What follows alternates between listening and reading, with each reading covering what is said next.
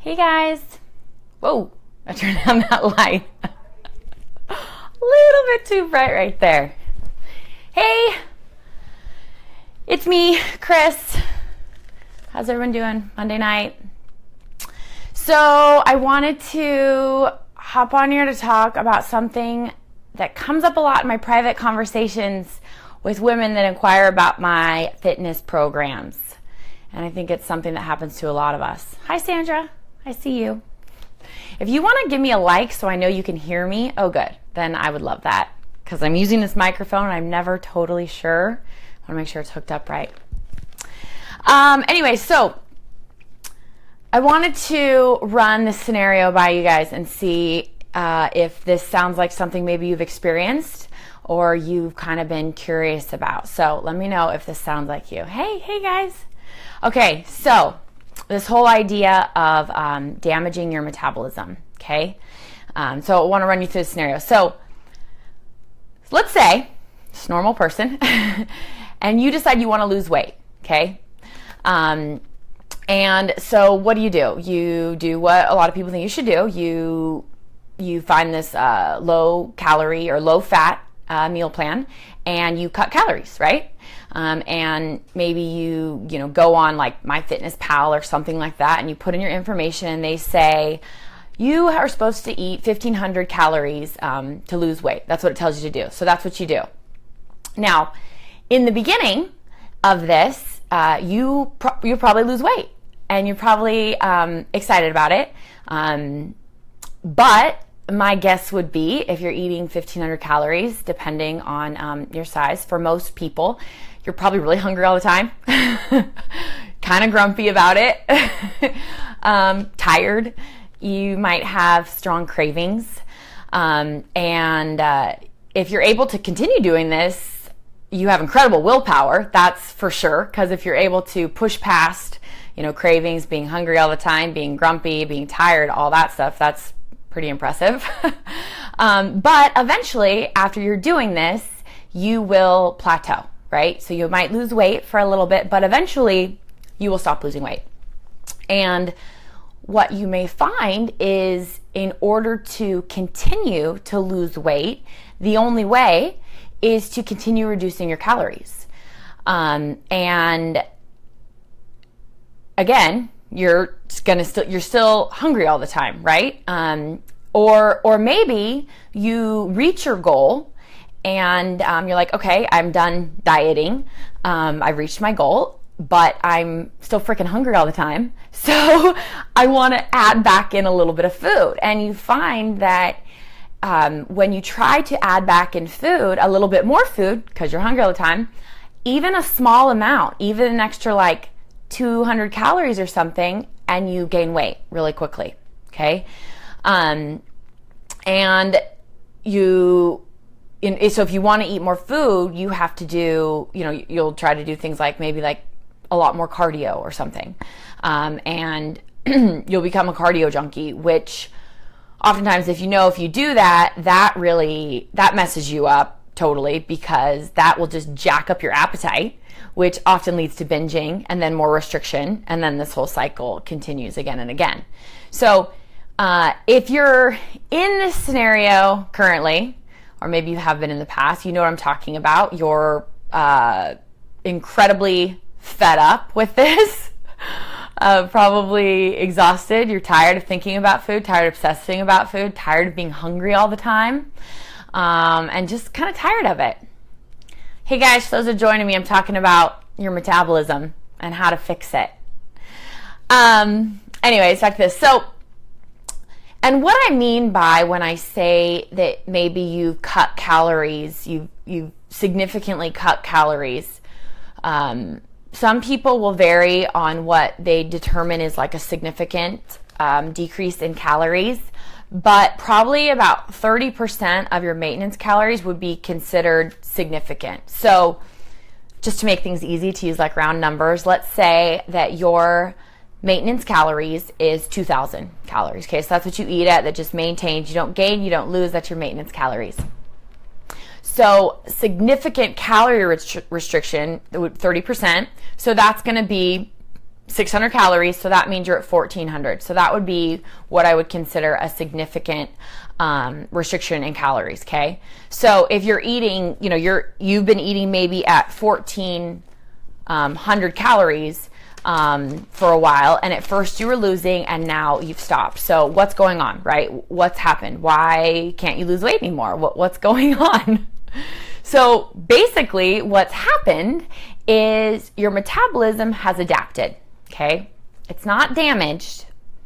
Sometimes I think I even say damaged, and that's not the right word because it can be fixed. But it's adapted.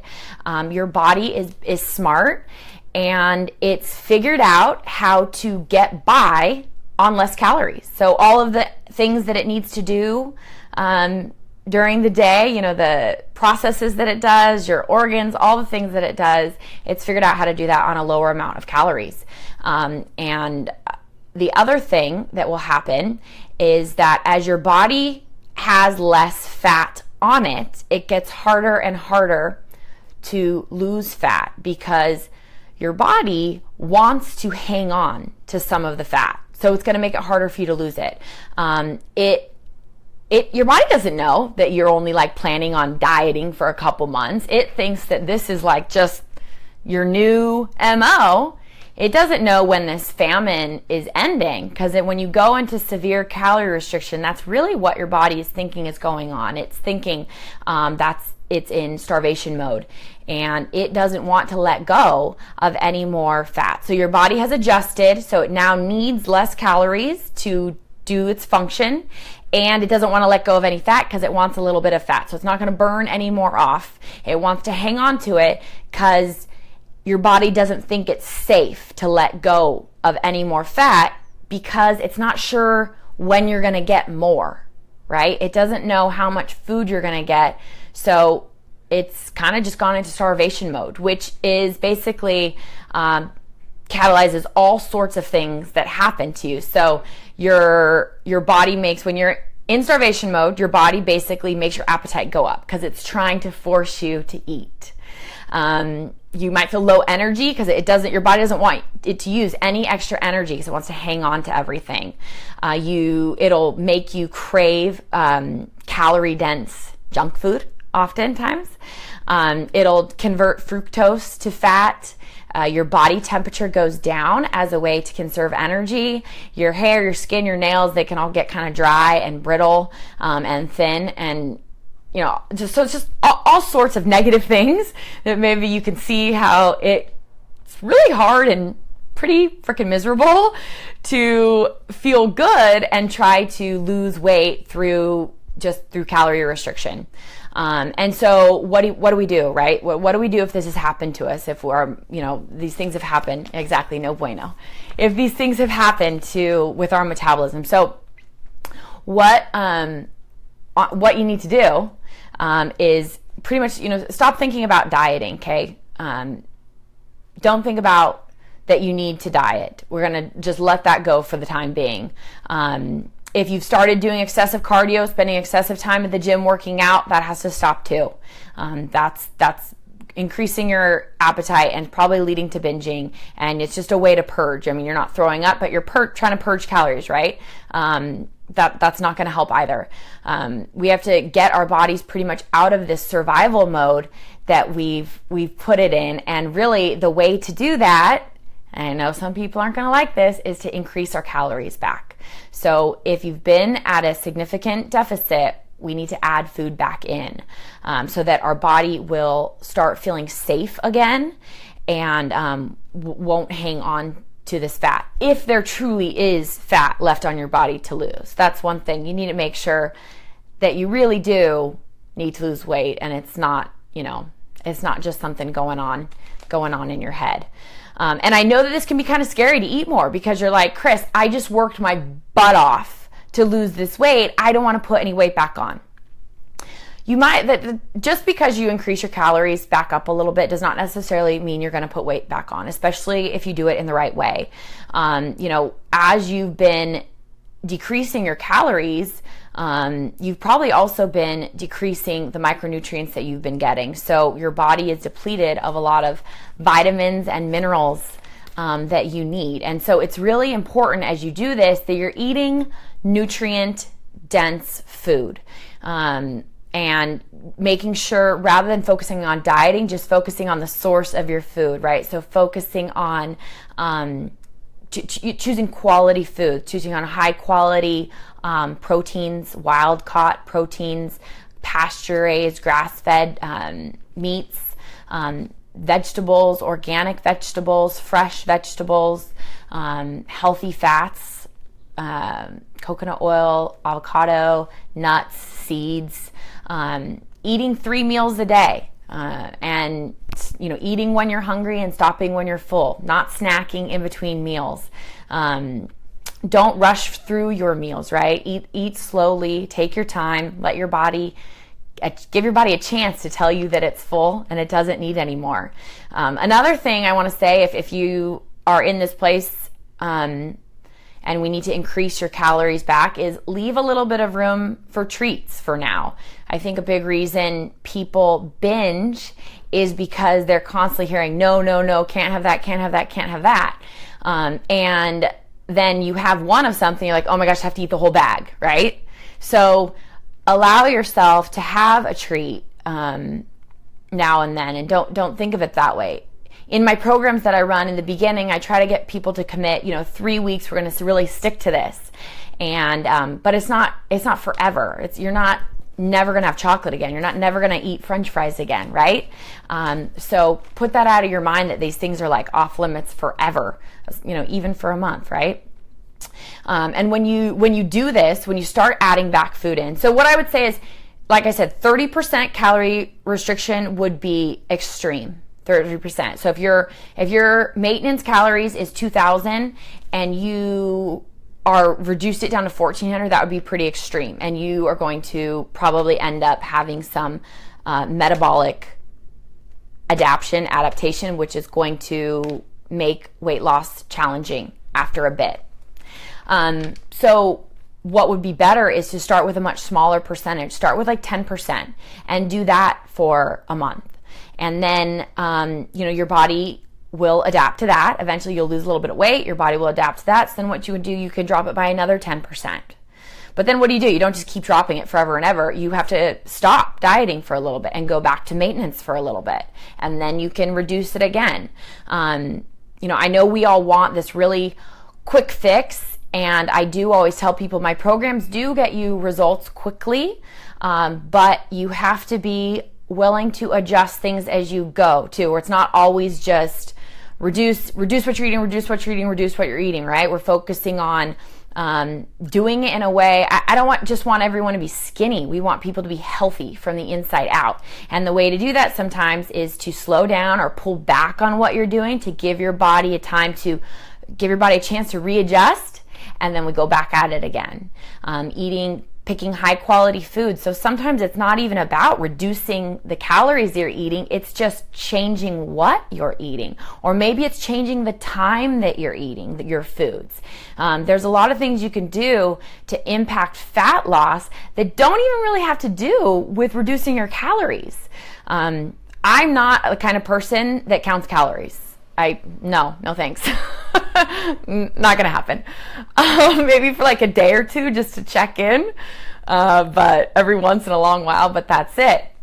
It's just a lifestyle, a way that I eat. I know how to do it at this point to, not gain weight. And if I want to lose weight, I can do that too. Hey guys, I like you saying hi when you come in here. So, when you're eating more food, more calories, and not just more calories, but the right kind of calories, the kind of foods that are nutrient dense, that are really feeding your body, then what do you feel as opposed to all that other stuff I talked about? You're going to have tons of energy. You are going to sleep deeply. You're going to be able to fall asleep a lot easier.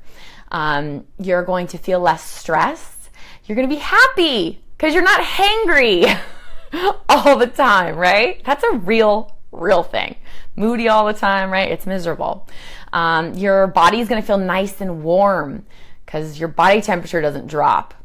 Like I said, you're going to be in a good mood. Your hair, your skin, your nails, they're going to grow. They're going to be shiny. They're going to be bright. It's going to be nice. So if you're interested in some more information, if you think maybe this could be you, if you think maybe you've done this calorie restriction for a while and you're struggling to lose any more weight and you're wondering if maybe your metabolism needs kind of a reset, reach out to me or comment below and I'd be happy to kind of help you with that. I have a group starting next week. We start prep week, which is where we take a week to prepare, just like it sounds, or just like I said, for the official start of my 3-week program. And you don't just do it 3 weeks, then you're gone. You stay with me. We work together for a while so that this becomes a lifestyle. And sometimes at the beginning, we play around with how much you're eating. Just recently in my group, someone was saying, they were really hungry, and I checked in on them. Make sure we got to make sure you're eating enough food. I don't want the girls in my group to be susceptible or fall victim to this kind of stuff where they're impacting their metabolism where it's becoming impossible to get results. But again, it's kind of also a little bit about trial and error. So we kind of adjust with it, and you do have to have patience. You will get results quickly, but we have to be patient as our body adapts and make changes. So anyways, okay, I've gone on for a while. I hope this was helpful for you guys. I love learning about this stuff. I think it's really fun and interesting. And I know that I for sure did like severe calorie restriction when I was younger, and would have been nice to know some of this stuff was going on, because I definitely don't want to negatively impact my metabolism, of course. Anyways, hopefully it's helpful, and if you have any questions, you can always reach out. I'm here to help all the time.